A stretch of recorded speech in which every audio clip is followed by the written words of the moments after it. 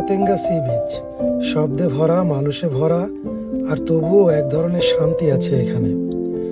হাজারো মানুষ এসেছে নিজের মতন করে সমুদ্রটাকে অনুভব করতে। আজ আমরাও এসেছি আমাদের বাচ্চাদের নিয়ে এই বিশালতার সামনে কিছু সময় কাটাতে।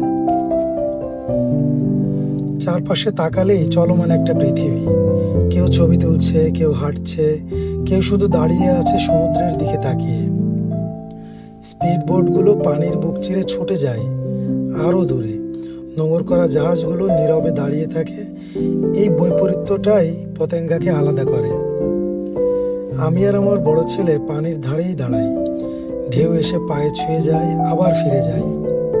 আমরা গল্প করি সমুদ্র নিয়ে, জাহাজ নিয়ে। এই পানিতে শুধু পা ভেজে না, ভিজে যায় স্মৃতিও। ছেলের সাথে গল্প করি পতেঙ্গা নিয়ে, কিন্তু আসলে কথা হয় সময় নিয়ে, যেটা আমরা প্রতিদিন খুব সহজেই হারিয়ে ফেলি। ছোট ছেলেটা পানির খুব কাছে আসতে চায় না, দূর থেকেই ঢেউ দেখে, শব্দ শোনে, আর চোখে চোখে সমুদ্রটাকে বোঝার চেষ্টা করে। সবাই সমুদ্রকে এককভাবে ছুঁতে পারে না। কেউ পায়ে ভেজায়, আর কেউ শুধু মনে রাখে। ধীরে ধীরে সূর্যটা সমুদ্রের ভেতর হারিয়ে যেতে থাকে, দিনটা শেষ হতে থাকে, কিন্তু এই বিকেল, এই মুহূর্তগুলো অনেক দিন মনে থেকে যাবে।